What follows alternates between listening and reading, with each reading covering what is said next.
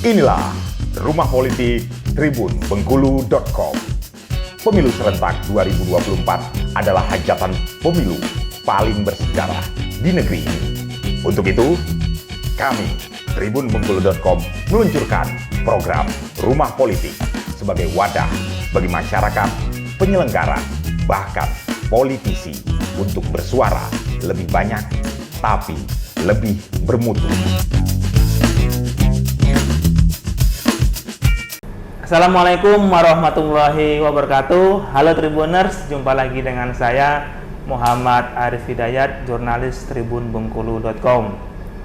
Dan saat ini jumpa lagi nih program kesayangan kita Rumah Politik, dan telah hadir bersama kita Ketua Komisi 4 DPRD Provinsi Bengkulu, Bapak Edward Samsi, SIP MM. Betul Pak ya? Iya, betul. Sehat Pak kabarnya Pak? Alhamdulillah sehat. Nah, ini enaknya kita manggil Bapak atau Kakak nih? Seralah, cak mana nyamannya. Gitu. Oke Tribuners, Kak Edward ini adalah anggota DPRD Provinsi Bengkulu. Ya. Dan pengalaman beliau menjabat sebagai anggota legislatif ini sudah cukup panjang, memang dari Alhamdulillah. Dari akar rumput Pak ya. Iya, iya. Nah, nanti kita akan mengulik. Dan sebelumnya Pak Edward, Rumah Politik ini adalah program dari tribunbengkulu.com ya, berbincang soal konsentrasi politik. Nah, memang pemilu 2024 itu masih lama katanya, tapi hiruk pikuk dan Sudah mulai. Sudah mulai gitu kan. Iya. Tapi sebelum kita ngomong soal konsentrasi politik 2024, boleh dong Pak diceritakan sedikit soal ya profil Pak Edward, kemudian konsen di pekerjaan sekarang seperti apa? Ya, makasih. Ya, selamat pagi ya buat Tribuners. Ya, Selamat pagi. pada kesempatan ini kita diajak bincang-bincang di Rumah Politik, ini luar biasa. Alhamdulillah. Nah, makanya saya sampaikan terima kasih.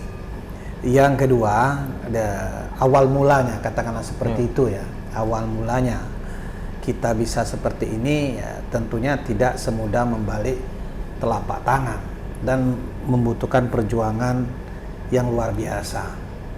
Nah, kenapa saya sampaikan seperti itu? Karena kita sadar betul bahwa kita ini kan dari masyarakat biasa. Tidak seperti kebanyakan meneruskan misalnya terah orang tuanya, kan seperti itu kan. Kalau kita kan tidak. Perintis bukan kita pewaris. memang bukan pewaris, perintis. Walaupun ya sebelumnya ya orang tua kita juga pernah menjabat. Oh iya. Yaitu sebagai pasira. Kalau dulu pasira itu camat lah. Kan dulu kan ada sistem marga. Nah, walaupun demikian. Tetapi perjuangan ini bukan artinya kita menampik jasa orang tua kita. Nah, karena kalau memang terjun ke dunia politik dalam arti masuk full ke partai ini kan baru kita. Ya. Nah, jadi memang membutuhkan waktu yang cukup panjang. Nah, yang tidak kalah pentingnya bisa seperti ini kan mendapat dukungan dari masyarakat, keluarga tentunya. Yang utama itu adalah keluarga. Nah, makanya kita enjoy, artinya terjun ke dunia politik. Nah, awal mula yaitu kita bergabung di PDI Perjuangan ini sekitar bulan Oktober tahun 1998. Oktober. Nah, jadi Oktober 1998. Nah, pada tahun itu kita bergabung bersama PDI Perjuangan. Nah, kenapa kita kepincut ke PDI Perjuangan? Memang setelah kita lihat sejarah yang kita ketahui ya, pertama partai Wong Cili. Nah, sejauh mana arti Wong Cili ini? Nah, setelah kita masuk dan terjun, terlibat, ikut bergabung baik sebagai pengurus maupun di staf dulu. Saya dari staf dulu sebagai kepala sekretariat PDI Perjuangan Kabupaten Rejang Lebong yang Kepayang belum mekar dulu pada saat itu. Nah, mulai dari staf itu sehingga kita sedikit demi sedikit akhirnya mengenal dan paham. Nah, makanya tahun 2004 kita mulai mencalonkan diri yaitu menjadi anggota DPRD Kabupaten Kepahyang. Kabupaten. Karena pada saat itu Kabupaten Kepahyang mulai terpisah dengan kabupaten induknya yaitu Rejang Lebong. Yaitu mekar berdasarkan Undang-Undang Nomor 39 tahun 2003. Tahun 2003 maksud saya. Nah, itu yang kita mulai dulunya seperti itu. Artinya Bang Edward ini memang dari nol merintis karir, Pak ya? Betul. Jadi kita memang dari nol itu tadi. Nah, karena ada pendekatan dengan masyarakat, karena di masyarakat kita pernah dipercayakan misalnya sebagai pengurus Karang Taruna, kan seperti itu. Dengan anak-anak muda kita dekat. Begitu juga ketika acara misalnya bapak-bapak, kita sering dipercayakan sebagai pembawa acara. Mungkin mereka mengenal dari seperti itu. Dan ini Bang Edward, saya kan dari mahasiswa tuh sudah mengenal lah sosok Bang Edward. Memang dari dulu sudah menjadi anggota DPR. Dari 2004, 3 periode ini. 3 periode di Kabupaten Kepahyang. Kemudian 2019, 2024 kita mencoba peruntungan di DPRD Provinsi Bengkulu. 4 periode jadi. Berarti 4 periode. Anggota DPR. Iya. Kalau boleh nanya selaku anak muda nih, rahasianya apa nih Bang? Ya sebenarnya itu tadi kan yang sering terjadi di masyarakat, yang menjadi pembicaraan masyarakat bawah ini. Orang ini kan kalau sudah terpilih lupa. Nah kalau saya ya karena itu yang menjadi persoalan bagi masyarakat, saya ingatkan betul ketika saya terpilih, saya tidak akan pernah lupa ke masyarakat. Nah makanya kalau secara finansial saya ini tidak ada apa-apanya. Tetapi ketika misalnya berhubungan dengan sosialisasi di masyarakat, itu yang saya miliki. Nah, makanya hampir setiap hari ya kegiatan saya ya terjun ke masyarakat seperti itu.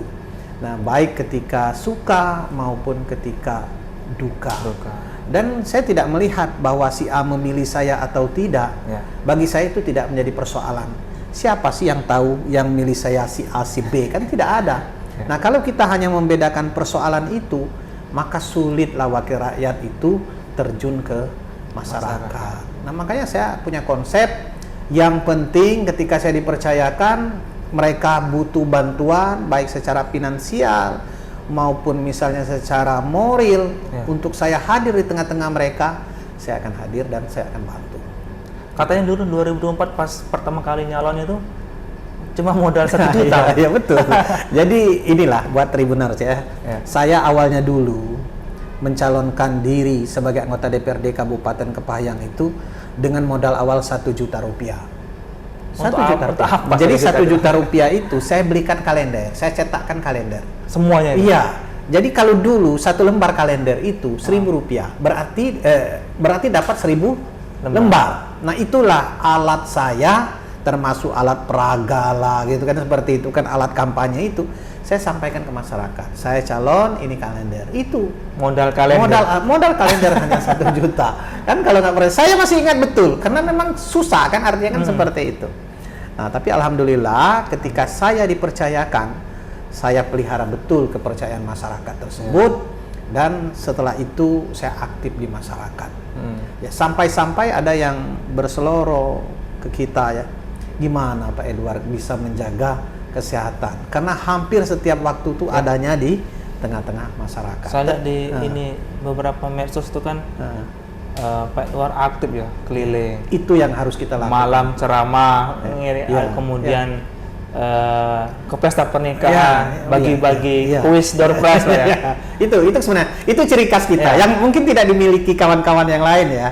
Bukan karena kita punya kelebihan lebih dalam arti ya finansial, tidak. Yang bagi saya ketika membantu orang dan orang itu gembira, bahagia, itu kepuasan tersendiri. Nah itu sampai-sampai undangan itu saya pernah satu hari diundang di 13 tempat. Bayangkan bagaimana ngatur untuk menghadiri 13 tempat. Akhirnya saya hadiri. Datang semua. Sampai malam datang. Ya, cuma nggak bisa lama. 30 menit, ada yang 1 jam. Yang penting jangan sampai tuan rumahnya kecewa. Nah, itu yang saya lakukan. Nah, justru saya bertanya kadang-kadang dengan masyarakat kalau ada acara hajatan, ada kegiatan-kegiatan, justru saya tidak diundang. Ini timbul pertanyaan besar, kenapa lah saya nggak diundang ya? Nah, seperti itu. Tapi bagi saya kewajiban itu di samping itu. Yang kedua itu tadi, membalikkan artinya opini masyarakat yang mengatakan ketika dewan maupun kepala daerah terpilih itu lupa kepada pemilihnya. Nah, ini yang akan kita patahkan seperti itu, sehingga kita bisa hadir. Sebenarnya tergantung niat. Ya, Niat. Kalau dikatakan sibuk, siapa nggak sibuk?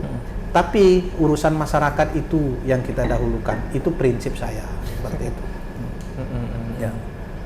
Artinya ya salah satu rahasia bisa menjaga silaturahim. Iya, itu yang bisa 4 periode tadi. Yang pertama itu jaga silaturahim. Silaturahim. Benar, harus itulah. Saya sebenarnya ini kan tidak harus dirahasiakan buat kawan-kawan juga yang masih artinya duduk sebagai anggota DPRD maupun sebagai kepala daerah ya. Harus sadar betul bahwa kita bisa mendapat posisi seperti ini di DPRD provinsi, kabupaten, kota. Ini tidak terlepas dari masyarakat, dukungan dan dipilih oleh masyarakat. Luculah kira-kiranya kalau misalnya ketika kita terpilih, kita bermalas-malasan terjun ke masyarakat. Kan jangan sampai masyarakat, apalagi sekarang kan dunianya kan sudah mudah, medsos kan. Ketika ada keluhan masyarakat langsung bisa dia sampaikan. Nah, ini jangan sampai terjadi seperti itu.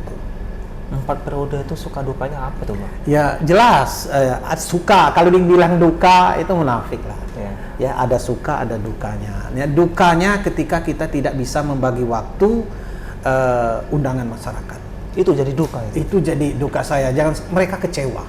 Pastilah mereka kecewa. Misalnya ketika kita ya pada saat bersamaan, Pak Edward kalau bisa Bapak datang jam 9 ya. Karena kami minta Pak Edward untuk menyampaikan sambutan, kan seperti itu kan. Nah misalnya pas itu ada acara yang bersamaan, dia meminta seperti itu juga, ini kan tidak terpenuhi, makanya kita merasa lah inilah yang menjadi dukanya, kita tidak bisa memenuhi keinginan mereka, tetapi kita tetap hadir walaupun tidak bisa memenuhi permintaannya seperti menyampaikan sambutan. Nah kalau sukanya itu tadi saya sampaikan, ketika kita bisa hadir di acara mereka, mereka gembira dan mereka puas, itu merupakan kepuasan tersendiri bagi saya. Nah, saya kira seperti itu. Bisa menolong juga. Bisa menolong. Wah, kalau masalah menolong, saya terus terang, saya sadar betul bahwa kita kan dari orang yang biasa-biasa saja. Nah, banyak masyarakat kita misalnya membutuhkan bantuan ketika anak misalnya suami atau istrinya sakit. Ini kan kadang-kadang kebanyakan kita di dusun, di kampung katakanlah seperti itu. Nah berhubungan dengan rumah sakit ini kan jarang. Ya, justru dia menggunakan kita, melalui kita. Tolong Pak Edward, kami mau berobat. Nah, ada misalnya BPJS-nya nunggak. Nah, ada, saya ceritakan satu kasus ya. Ini di Desa Sukasari. Di Desa Sukasari itu ada Ibu Rahma pada saat itu. Dia sakit dan menunggak, waktu itu ada namanya Jamkesmas dulu. Kalau sekarang kan BPJS. Nunggak 2 tahun. Nah sementara dia butuh betul untuk berobat. Nah akhirnya saya komunikasikan dengan Direktur Rumah Sakit Umum Kepayang pada saat itu, dan saya tanyakan berapa tunggakan tersebut. Nah, setelah kawan-kawan rumah sakit berkomunikasi dengan BPJS, ternyata tunggakannya tidak banyak. Kurang lebih sekitar 640.000 selama 2 tahun. Nah, akhirnya saya komunikasikan dengan direktur, Pak Dir, kita bagi 2. Saya yang 320, Pak Direktur 320. Ibu ini bisa berobat. Alhamdulillah. Selesai persoalannya. Dia bisa berobat. Bahkan sampai dirujuk ke rumah sakit Cipto sampai ke Jakarta. Bayangkan. Nah, ketika kita bisa menolong orang seperti itu, walaupun artinya dia tidak sembuh dan berakhir meninggal, tetapi ada kepuasan tersendiri. Ketika mereka butuh, kita hadir di tengah-tengah mereka. Itu yang menjadi kepuasan kita. Seperti itu. Kalau soal sisi aspirasi nih, Bang. Kalau kacamata Bang Edward melihat pembangunan Ya. di Provinsi Bengkulu, terkhusus di Kepayang sendiri seperti apa Nah, sekarang? jadi gini. Nah, aspirasi ini kan, ini jalan pikiran masyarakat Ya. nih, DPRD, anggota dewan ini bisa segala-galanya. Itu yang terfikir di Stigma pikiran. Nah, iya, masyarakat. masyarakat. Misalnya ketika dia ditangkap polisi, dewan bisa ngurus, kan gitu kan lucu kan? Ya. Misalnya ketika mereka butuh irigasi, ketika mereka butuh jalan, kan seperti itu. Pokoknya semua permasalahan Persoalan bisa ditumpahkan ke dewan. Padahal mereka tidak tahu, artinya belum paham kalau Ya. fungsi dewan itu ada penganggaran, pembuatan peraturan daerah dan kontrol. pengawasan ya. Eksekutornya kan eksekutif. Nah, Ya. mereka tuh tidak tahu. Misalnya ketika anaknya tidak terima di SMA ini, dia ke dewan kan gitu. Sampai ngadu ke Nah, dewan. iya. Nah, jadi itulah sebenarnya tugas kita. Dan kita harus memahami betul hati masyarakat. Ya, kalau memang misalnya kita tidak bisa memperjuangkan aspirasinya, paling tidak persoalan tersebut kita sampaikan kepada mereka yang punya kewenangan. Kan seperti itu. Nah, lalu terkait masalah ini ya, masalah yang disampaikan tadi. Ya, yang saya lihat sekarang ini ya komitmen daripada pemimpin kita.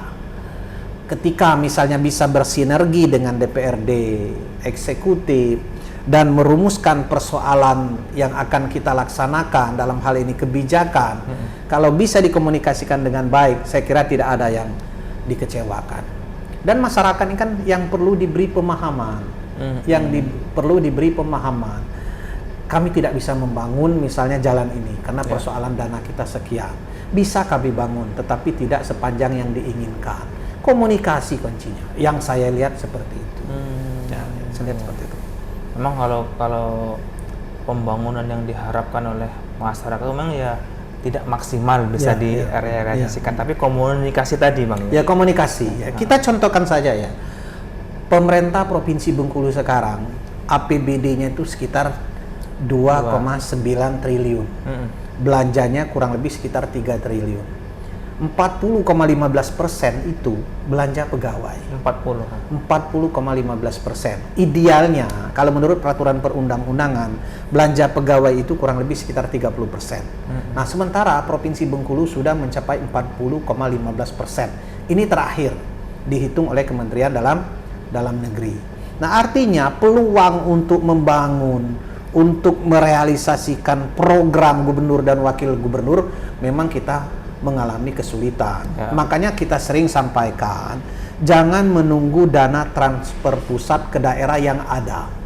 Kalau menghabiskan siapa saja bisa, kan seperti itu kan. Tetapi cobalah berinovasi, kawan-kawan kepala OPD.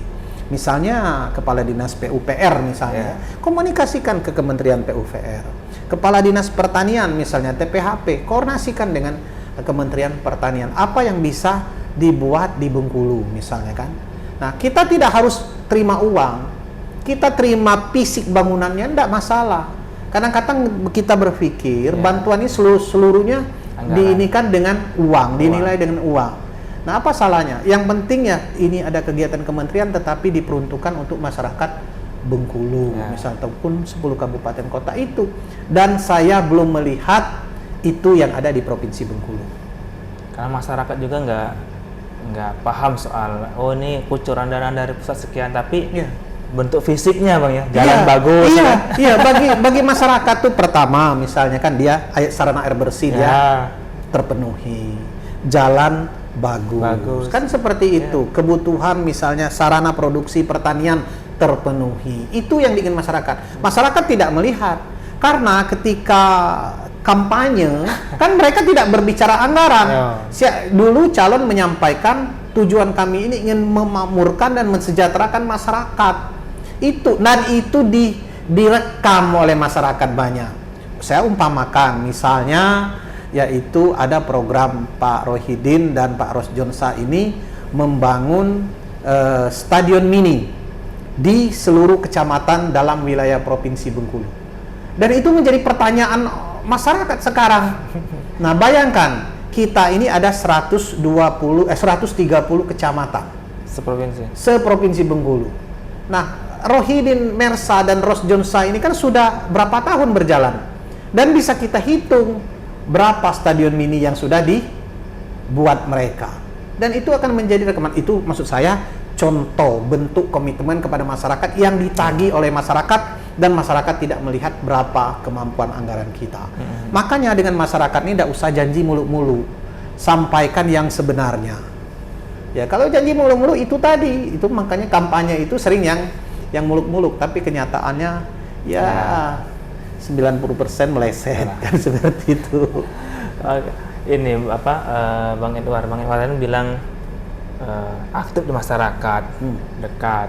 Nah ini kan sebentar lagi pemilu 2024. Kalau kami lihat dari beberapa survei itu kan nama Bang Edward selalu kalau ada pucuk nomor 2 kan, itu kan.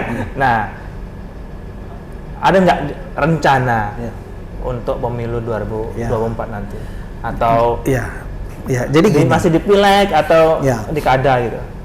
Kini kan saya masih anggota DPRD Provinsi Bengkulu hingga September 2024. Artinya kan seperti itu. Jadi masih banyak tugas yang harus saya selesaikan, terutama di Dewan. Nah, berkenaan dengan keinginan ke depan, kalau saya berpikir biarlah mengalir sajalah. Nah, ya misalnya saya nanti akan mencoba kembali di DPRD Provinsi, kan? Dan saya lihat dulu dukungan sejauh mana dukungan pada tahun 2024 kan seperti itu. Nah, kalau misalnya terkait dengan survei, ya saya terima kasih. Saya kira memang ideal sesuai dengan hasil yang saya capai. Karena saya terus terang, saya turun ke bawah itu tidak tanggung-tanggung. Artinya baik ketika mulai terpilih hingga seperti ini. Nah, saya pernah ini pemilu tahun 2019 yang lalu kita milih, hari kita pemilihan, nanti sore kan perhitungan. Nah, seharusnya saya tidak harus menghadiri undangan masyarakat di malamnya. Itu tetap saya lakukan. Apapun hasil yang pemilu, yang kewajiban saya terjun ke masyarakat tetap saya lakukan.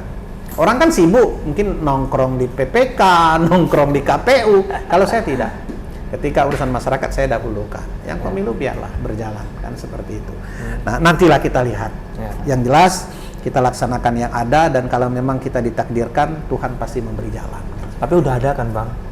Teman-teman yang lain yang bisik-bisik aja ada. Jadi ada beberapa kawan-kawan yang ini ya, terutama masyarakat. Masyarakat juga pernah menyampaikan, Pak Edward nih ke depan nih kemana, kan seperti itu. Jadi saya belum bisa menjawab itu.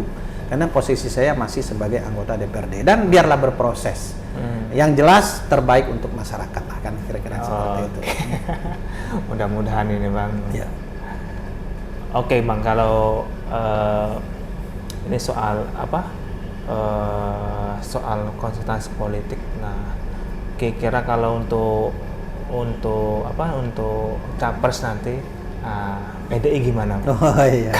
Kan kemarin ini siapa namanya? Jadi ketua kan udah ini. Jadi gini, kalau terkait kebetulan saya ketua DPC PDI Perjuangan Kabupaten Kepahyang, dan di DPRD dipercayakan kawan-kawan sebagai ketua praksi.